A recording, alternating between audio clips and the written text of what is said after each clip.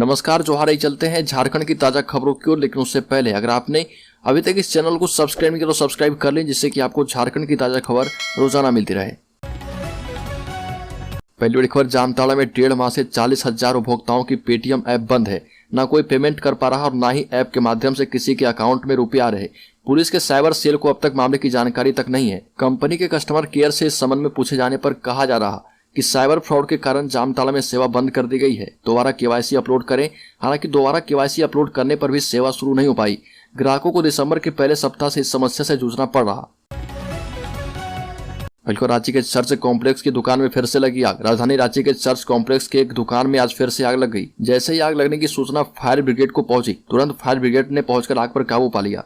Church complex में स्थित Maruti house में आग लगी थी। चर्च कॉम्प्लेक्स की उस दुकान में आग लगने के बाद दुकानदार परेशान थे कि कहीं आग उनके दुकान तक न पहुंच जाए। चर्च कॉम्प्लेक्स में दुकानें एक दूसरे से बिल्कुल सटी होती है। यही वजह है कि अगर एक दुकान में आग लगती है तो दूसरी दुकान की भी आग की चपेट में आने की संभावना बढ़ जाती है।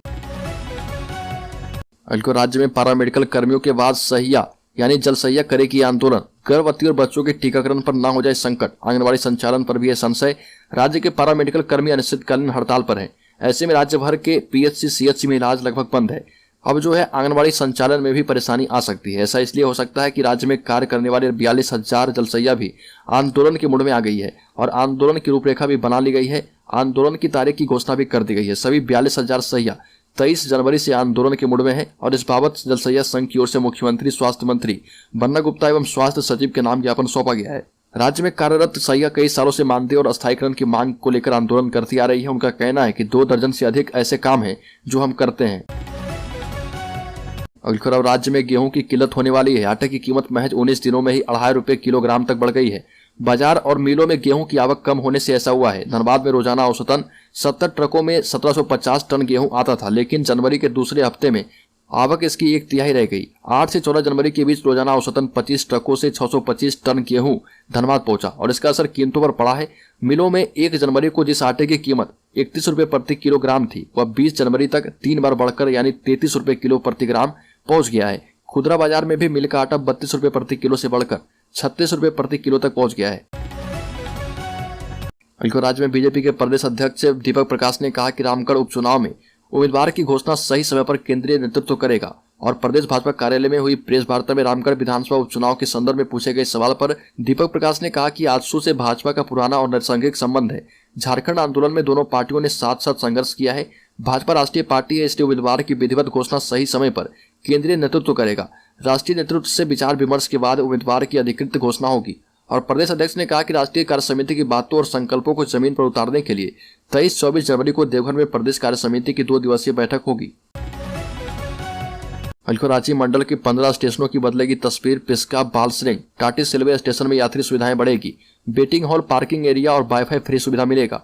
अमृत भारत स्टेशन योजना के तहत रांची रेल डिवीजन के 15 स्टेशनों की तस्वीर बदलने वाली है। ग्रामीण और जंगली इलाके में स्थित इन स्टेशनों में शहरी क्षेत्र के स्टेशनों की तरह यात्री सुविधाएं मुहैया करवाई जाएगी, जैसे waiting hall, circulating area, parking area, wifi की सुविधा, फुट ओवर ब्रिज का निर्माण होगा।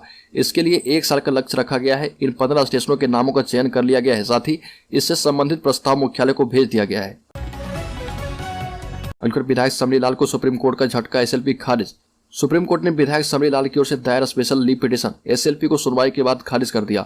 सुप्रीम कोर्ट ने मामले की सुनवाई के दौरान मौखिक रूप से कहा कि हाईकोर्ट में चुनाव याचिका पर सुनवाई काफी आगे बढ़ चुकी है और वह हस्तक्षेप नहीं कर सकता। इससे पूर्व प्रार्थी की ओर से अधिवक्ता शैलेश मातरिया ने पैरवी की।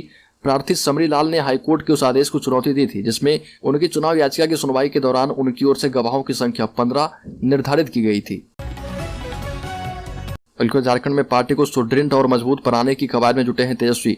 12 फरवरी को रांची दौरा है। राष्ट्रीय जनता दल को सुदृढ़ एवं मजबूत बनाने की कवायद में जुटे बिहार के उप मुख्यमंत्री तेजस्वी यादव अब इसको लेकर झारखंड पहुंचने वाले हैं। बिहार के उप मुख्यमंत्री तेजस्वी यादव आगामी 12 फरवरी को झारखंड दौरे पर आने वाले हैं और तेजस्वी यहां पार्टी के वरिष्ठ नेताओं के साथ बैठक करेंगे और आगामी चुनाव के दौरान उन्हें एकजुट होकर प्रत्येक बूथ पर पंचायत स्तर तक अपनी पहुंच को मजबूत बनाने को लेकर निर्देश भी देंगे। मिली जानकारी के मुताबिक राजद सुप्रीमो लालू यादव के बड़े बेटे और बिहार के उप मुख्यमंत्री की कुर्सी संभाल रहे तेजस्वी यादव ने अपने झारखंड दौरे की सूचना पार्टी के नेता और झारखंड प्रदेश राजद के प्रधान महासचिव संजय प्रसाद यादव को दे दी है। राज्य के राज्यपाल रमेश बैस ने कहा कि धनबाद में सरकारी महकमों की मिलीभगत से हो रही कोयले की चोरी। राज्यपाल ने धनबाद पुलिस प्रशासन को निशाने पर लिया। रमेश बैस ने कहा कि धनबाद में सरकारी महकमों की मिलीभगत से कोयला चोरी को अंजाम दिया जा रहा। यह भी कहा कि कोयला राष्ट्र की संपत्ति है और इसकी चोरी से सरकारी खजाने को नुकसान पहुंचता है, लिहाजा अवैध तस्करी को रोका जाना चाहिए। राज्यपाल ने कहा कि खनन उद्योग झारखंड राज्य की अर्थव्यवस्था में बहुत महत्वपूर्ण योगदान देता है। धनबाद कोयले खनन के क्षेत्र में पूरे देश में प्रसिद्ध है और यहाँ पर कोयला चोरी को रोका जाना चाहिए।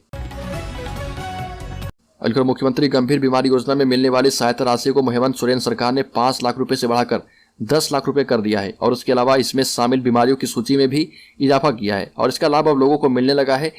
मुख्यमंत्री गंभीर बीमारी योजना के तहत मिलने वाली सहायता राशि को 5 लाख रुपए से बढ़ाकर 10 लाख रुपए करने का फैसला किया गया।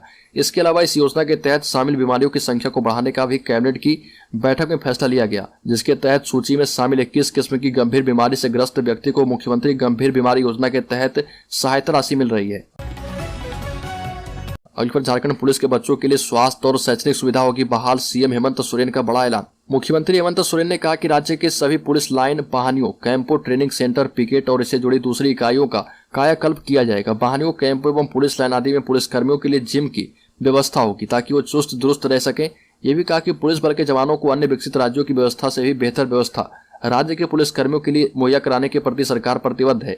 साथ ही उनकी स्वास्थ्य सुविधा एवं उनके बच्चों के लिए शैक्षणिक सुविधा बहाल की जाएगी। वहीं राज्य के पुलिसकर्मियों में व्याप्त सभी शिकायतों को समाप्त किया जाएगा।